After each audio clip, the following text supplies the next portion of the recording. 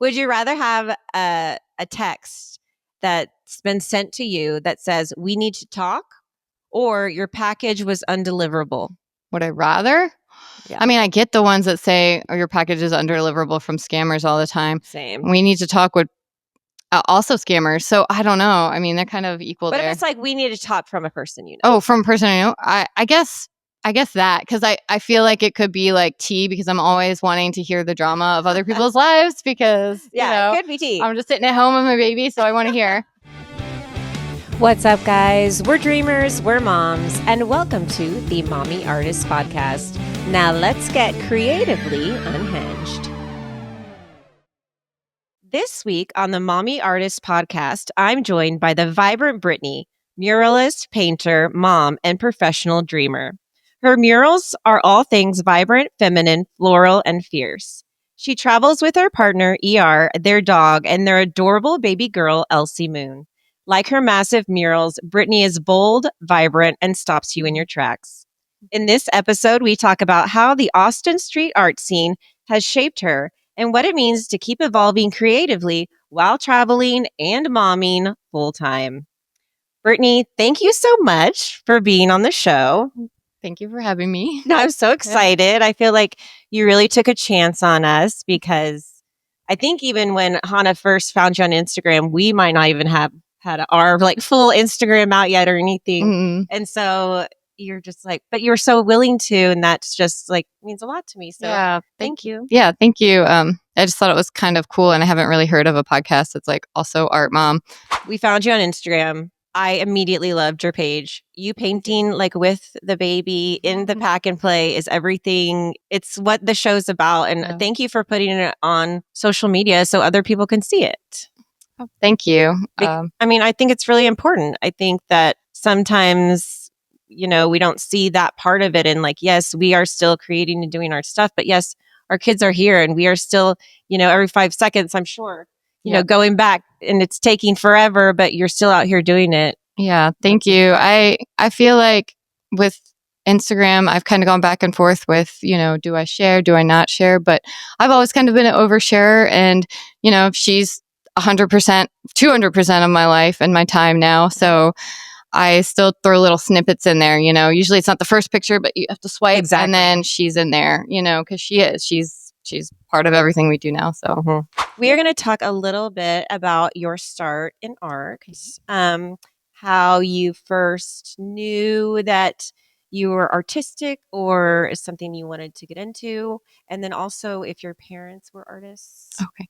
Yeah, I've always loved art since I was young, and I loved it, and then felt like I was like, I felt the positive feedback, like I was like okay at it, Yeah, my parents always supported my art and all that. And my mom, she was an artist, would never consider herself an artist.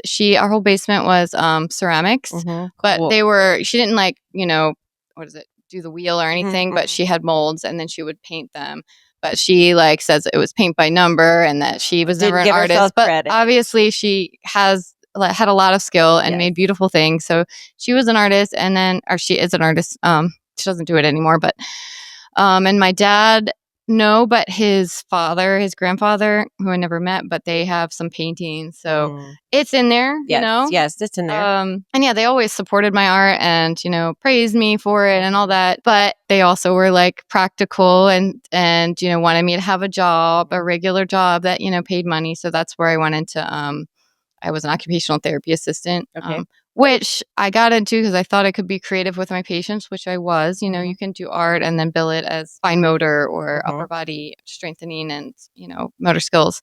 I was also interested in art therapy, which I never pursued because you have to go and get a master's degree. And it just, when you're young, you're just kind of, right. And I never really knew that I could be an artist or wanted to be an artist, because I thought that meant being home alone in your studio. I only knew like the gallery world, which actually I didn't know anything about. Right. But like the traditional sense of an artist. And I'm just such a social person that until I realized, murals are a whole world, and it's very social, and it's, takes yourself out of the house. And that, that didn't happen until I moved here. And someone told me like, oh my gosh, you'll love Austin. There's lots of guys there. Like I looked up the statistics and all, and there was like more men than women. And at the time, I don't know if it's still true, but but I was like, oh, okay. And then people were like, yeah, it's creative and there's so much art. And I looked up the murals and outdoor, the Hope Outdoor Gallery, the graffiti park, saw that. There's just so many cool things. And I moved here blindly. Now I'm here. So yes. And you're supposed to be here, obviously. Yes. You love Austin. Yes. Love it. It's really shaped your work. 100%. And it's like, is that in the murals itself or just the subject matter? I think it's more just like shaped me as a person to be able to even do this and meet the people in the community that I like just really feel home. Like I had to feel comfortable and like myself and be exposed to so much murals and art to be able to do it. I'm not the person that just like figures it out. I kind of like, I needed that like guidance. Yes, like mentorship. Yeah. But my art, I paint a lot of women and beautiful women, primarily like 90% of them are all my friends, Oh my gosh, that's awesome. If I go somewhere, I'll try to like find someone in the community, the people, that has some sort of significance and paint them.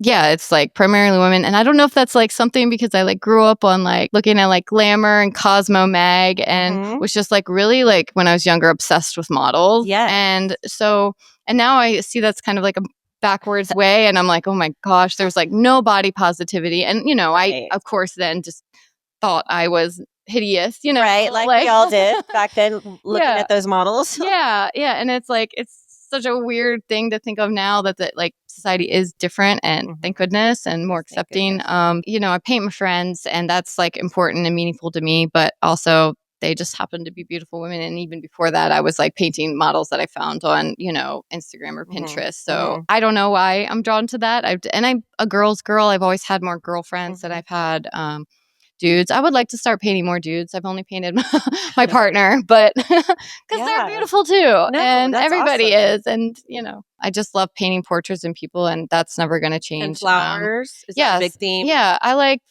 something to make it pretty. Yes, of course. Color, I like painting color, anything realistic, honestly, and pretty. It's, lots of times you get asked like, what does your art mean? And, and you have to dictate all this stuff. And like a lot of the applications you have to assign meaning to all of it.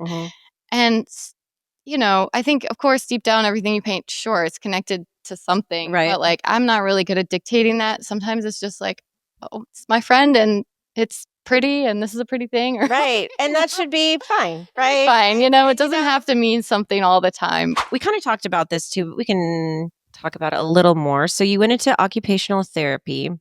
And you kind of had an absence of art. Did you feel that absence? Yeah, I think so. I mean, I always, like I said, I always loved art. I majored in art, studio art, and Virginia Tech. It wasn't an art school or anything. At that time, I just wanted to go to a big school and party. But I was good at art, so I was like, let's major in this. I don't know what I'll do with it. And then, when I graduated, obviously, like then you're like, okay, now what do I do? So I had to have, plan B and figure something else out because, like I said, I didn't know how to be an artist or make any money from that at the time. I feel like I took a side step to who I really am and I didn't feel 100% myself. And I see that now looking back, like, I was always pretty happy, but I definitely had some I lived in New York City for a little while too. Like, I don't know what I was doing there, I mean, it was great. But like fun, crazy times. Yeah. Yeah. But like not who I am. And I did preschool teaching, I've done like so many different jobs that were not art because I just didn't know how to do art. And once I started doing it again, which, was pretty much when I moved here for those art shows that I talked about. Yeah, I just started like realizing like how much I needed it. All of my friends that don't paint were always very supportive of my art. But like finding people that are also artists was really cool and motivated me more. I feel like it's full circle. Like I took a break from who I am to come back to who I am. Exactly. It's crazy to think that, you can have like goals and stuff but sometimes they're here, and what's possible is actually like even past your goals. So, just be open to and start following what you love, because it's going to happen for you. And yes. And honestly, like manifesting and all that, and just like once the first good thing starts happening, and like once you're like, if you believe in it and it happens, like I feel like it's like a viral or like what 100% like snowball effect, domino, whatever. all the things, the effect. But it's true. Yeah. It's like, oh, this is happening. This is happening. Yeah. I was going to say, when I quit my job, when I fully like in 2020 quit my other job fully, because I wasn't making, that much money on that. It was like slow. I was doing home health at the time, and geriatrics. And I just, I quit. I was like, this is the time. It's 2020. Everybody's home and whatever. And I started getting little gigs painting the boarded up businesses on 6th Street. Ooh, cool. And they were just like, couple $100s. But those little jobs during COVID gave me enough confidence. Like if people are like wanting to hire me to paint little pieces of wood on their business during a pandemic, I can do this. And it just, from there, it was a snowball effect of like people like reaching out and making it work even during the pandemic. So that's what kind of really gave me the confidence. Do you remember your first time using like the spray paint as a medium? Oh God, yes.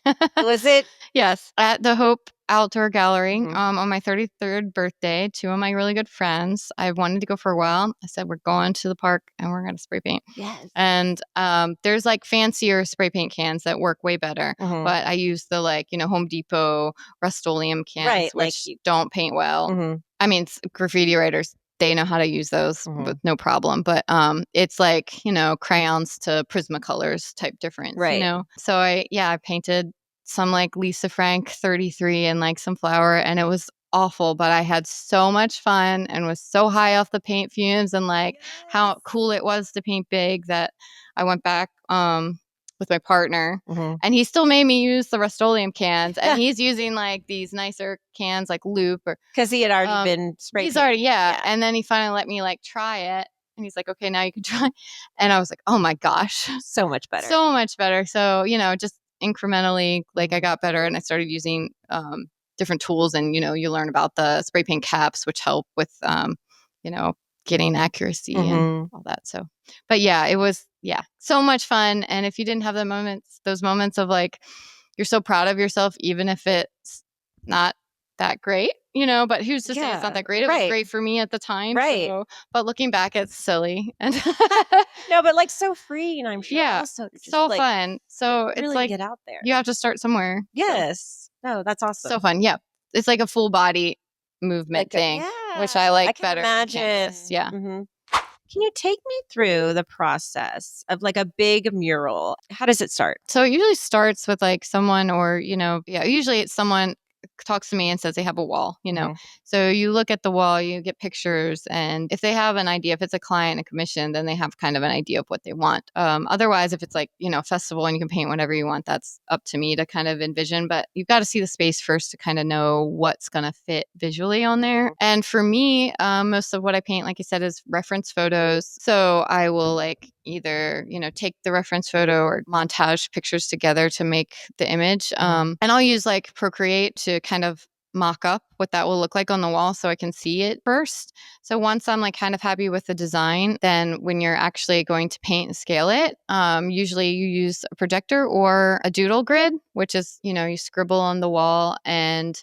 it looks like a bunch of gibberish or whatever. Some people write poems or something. Yeah, I've seen that on lyrics, TikTok. so it's just cute. And then you just kind of overlay the image through an app or your iPad. I use just a image blender app, and then you can change the transparency, so you can see like, okay, that eye is by the S squiggle, the nose is by the X. I mean, there are people who just go up there and sketch stuff freehand, but when you're painting at such a large scale, there would be so many more mistakes if you didn't use some sort of method. Projectors are great too. And now people are using the MetaQuest things. Oh my gosh, that's wild. Yeah, there's a lot. I put it on once at this festival just to see if I could catch my image that way. And I kind of like got a little dizzy, and it was just like too much to try to learn on this specific job. There's so many different modes, and that gets a little hate. And sometimes projectors get hate, but it's like, I'm not wasting time trying to get the proportions right when you're painting so big. Right. So you still have to know how to like fill it in properly to make it look good. So exactly.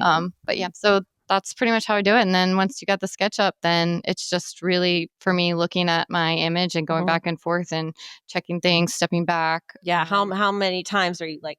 Oh, like so much, silly. so much. Because if you fixate on one area too long and don't look back and see the bigger picture, then you've like overworked something, or it just doesn't look right, and then you have to fix everything. So right. This is a little bit about Elsy Moon, Miss Moon. Okay, what does a normal painting day look like when you have her and you have a job that you're going to take her? Take her to. Okay, well, so far she's only come to 2 jobs. I've only painted physically painted 4 times since having her, but the last 2 mural festivals we did were in Indiana. Shout out to Alex and Cam for inviting me, and Mandy for babysitting. Mandy, like everybody, but because you cannot do it alone. Like I needed a team of people to help me make this happen. Absolutely. And just the fact that I was still invited with my whole family and my dog really meant a lot to me. We brought a giant playpen and set that up. We had a perfect location. It was at the park, and the other one was like by a train station, so it was very like safe areas for your family to be. And we brought the playpen. We'd sit around there. I would paint a little bit, but it really made a difference to have. We hired babysitters, and then I had a friend who helped babysit. Because both me and my partner were painting. I was painting one side, and my friend was painting the back side of the same building at a park. So it was really the dream location because my dog could chill. Well, he chills on the lift with me. So that's so cool. What kind of dog? A little mini poodle. Cute. Yeah, he's perfect. We're both like have separation anxiety. So we got to be real close. We got to be together. That's cute. Just having the babysitters and then I'd have to take a lot of breaks because I'm still breastfeeding. I give her a bottle. She takes a bottle too. So, it was just a lot more breaks than normal, but it still took me the same amount of time as it would have before baby, because before baby, I would I'm lollygag a little more. And now it's okay, we got the babysitter for these many hours. I'm painting as much as I can during this time. Yeah, you're more focused, more time driven. Yeah, and some people help me fill stuff in, which really helps. So it's you just have to be okay with having help and knowing that it just looks different. Yes, and it seems like such that painting community or the muraling community is a very family oriented kind of space. Not little kid, but all acting as a family. Yes, yeah. There's definitely that. It's like your best friends. It's your friend family. Your friend family. I think there's going to be more in the future with more families because I feel like murals have been I know they've been around forever, but a more recent popularity of people. Mural fests everywhere and everything. Right. So, and I think it's easier if you're single and you just power and you have all the time to finish because you can finish something quicker and all that. But I think, it's going to keep increasing the amount of people that have families at these fests because people are going to start having kids, they're at a certain age. And so I'm hoping that just becomes more normal for people to have their whole family at the fest. Yes. Yes. That's amazing. Yeah. I love that. Because I've talked to other artists too, and it's actresses who have their babies the first time they come out on stage with them or the first time. And it's just so cool that they're able to grow up in that environment. And then I'm just so interested and excited to see then what creative outlet they decide on if they do. Yeah. But just having all the resources and seeing mom paint these massive murals, that's going to affect her so much. I hope so. It's, I want her to see us doing what we love, and she's such a good baby. So she's, these past trips that we went on, she crushed it. So that's amazing. So is your partner also an artist? He's also full-time muralist. Okay. Yep. Is that how y'all met? Sort of. Yeah. We met in, actually it was called Cherry Cola Dog. It was this art warehouse, very cool. Burning Man vibes. Ooh. But it was, you submit your art and they had this, I think it was, Art Will Save Us on Fridays. And it was just this art party. And I met him through friends there and, just became best friends from there. And now we have a baby. So that's so cool. Yeah. That's so cool. And to be with someone who's also artistic and doing the Yeah. same thing. I mean, y'all are, I'm sure, totally on the same page. And it's like so fun that you can just kind of bring her right with you. Yes. Yeah. He really was a lot of the reason I even became a muralist Mhm. because I met a bunch of people, met him that were already doing art full time. And I had a whole nother career before. So, Mhm. I needed to see that and be around these type of people to even begin doing murals. So That's so true. yeah. That kind of happened with me. I grew up just doing theater my whole life. I was in acting classes, and then in school and high school was in full theater kid mode.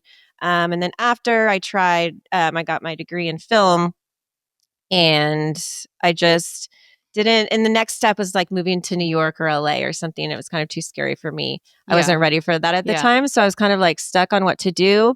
So then I was trying to do like the Houston kind of stuff, and then I met my husband, had kids, and then it really wasn't until like this year when actually it sparked with a therapist who helped me just rediscover my art, because I had a lot of imposter syndrome, and like since I hadn't acted in so long and I don't make any money off of the art, and I was just struggling with calling myself an artist, and then even struggling with like creating art because I was just blocked by that thing. Yes. I feel like that's definitely a community out there. After having Elsy, I'd make a post about things like, because, the first few months you're just feeling like how do I do anything? Yeah, completely overwhelmed. Yeah, like you're just like thrown into this thing and you have no idea what you're doing, and then like to try to be creative. And I was kind of like, I had to be creative after a few months because I had a project I already signed a contract for that I had to design for, and I was just really struggling with like, how do I do anything? How do I check an email? Like, how do I know. But a lot of people reached out, and it was, a lot of art moms who just, kind of told me, their experience. And I saw a lot of people, honestly, that painted way sooner than I did.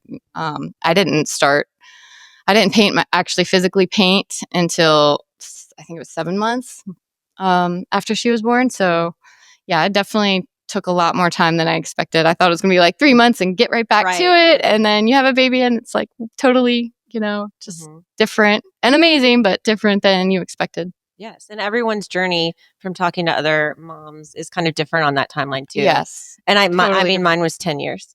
Well, yeah. Like it literally, like it took me that long. It's like, okay, now I can, because you're in like survival mode, with the baby, and you're like, oh, I need to focus on this, and but you soon realize if you don't let it come back in, there will create other problems in your life, because it's, for me, it's like a form of therapy, and it acts as your outlet. And if you can't, express your outlet, then I'm 100% like, the first time I painted was rough, but then that was around the time that I started feeling ready to paint, and just kind of getting that like tension was building up in me. Like I need to. I'm seeing people doing all these things. I'm starting to get a little bit like jealous, but not in a way like that's not even the right word, because I love every minute I get to spend with Elsy, and I'm grateful that I got that time of just one-on-one. But yeah, you start going a little bit crazy, like that you need to have that outlet, and that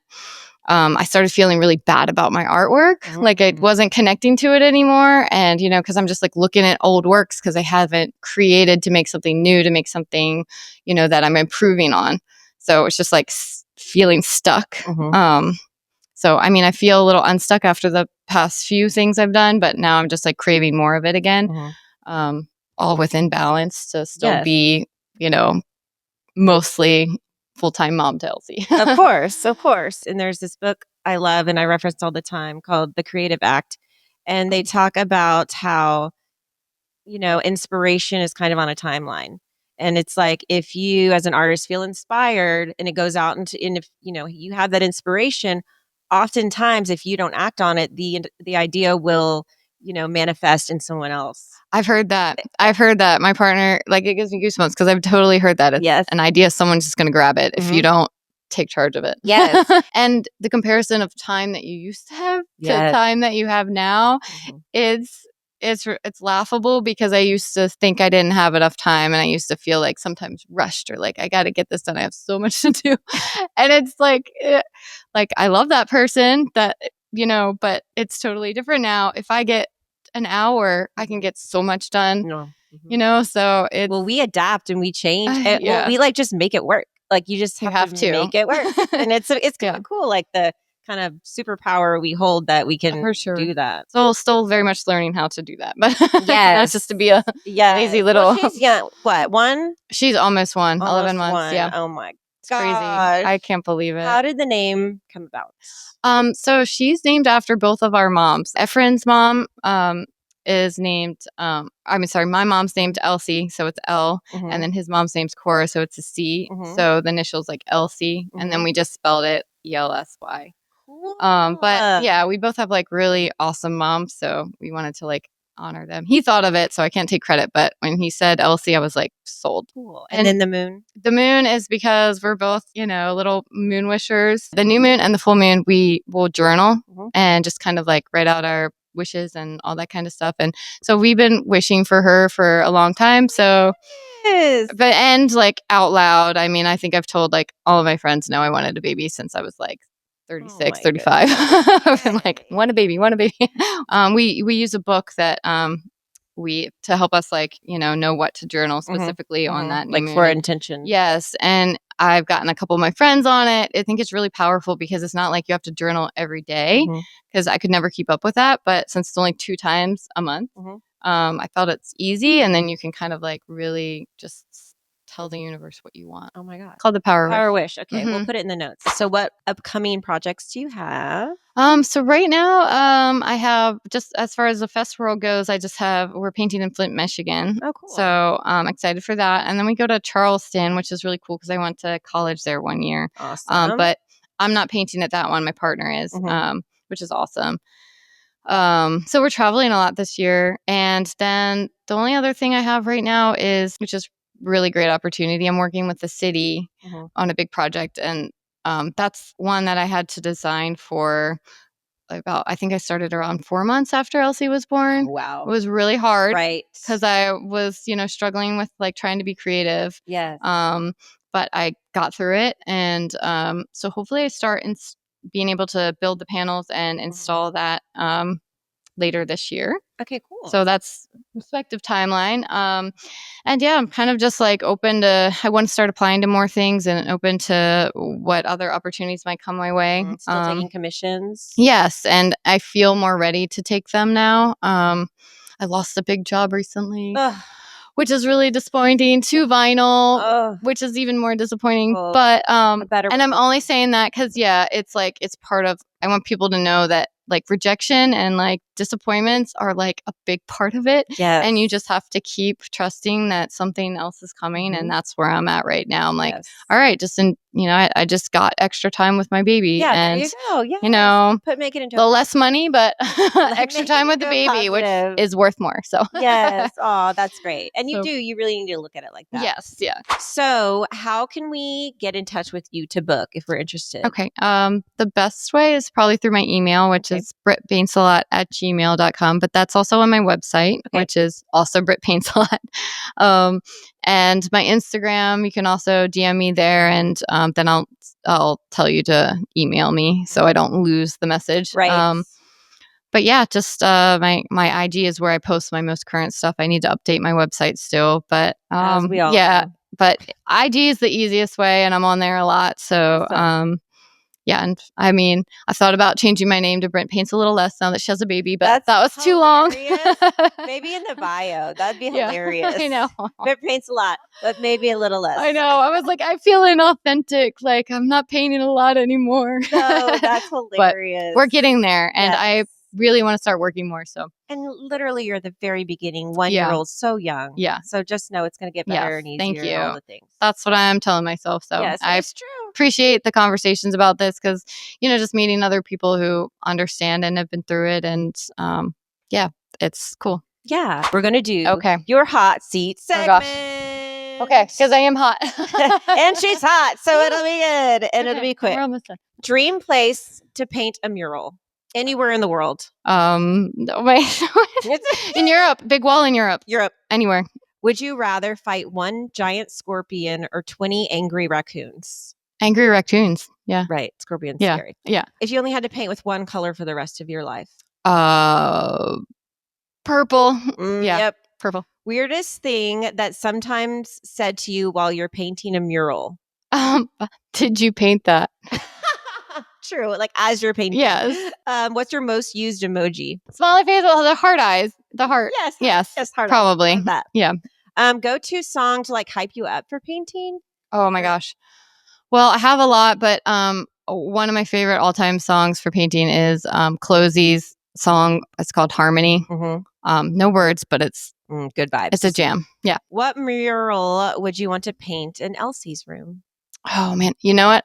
I've already thought of different artists that I would want to commission for her room because I can't even think of the names right now, but there's a couple artists, and I won't list them because I'm not sure which one yet, but there's a couple artists I would love to be able to commission when she has her own room. Right now she shares one with ours, but I kind of want to just bring a friend in. Yeah. I love that. Okay. Do you believe in aliens? Absolutely. Would you rather have a text that's been sent to you that says, we need to talk, or your package was undeliverable? Would I rather?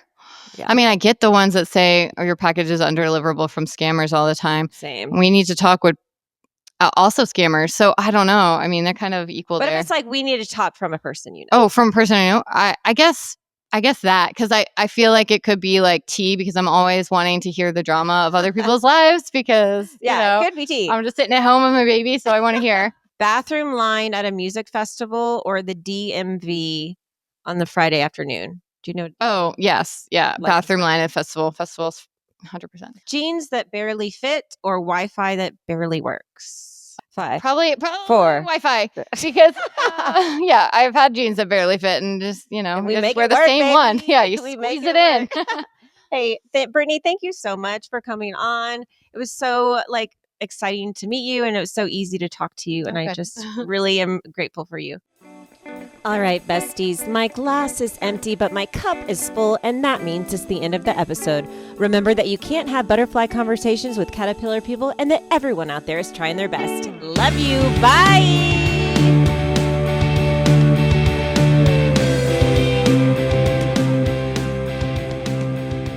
You can find the Mommy Artist podcast on YouTube to watch the full video. Give it a like, hit subscribe, and come back next week for more iconic chaos and creative magic.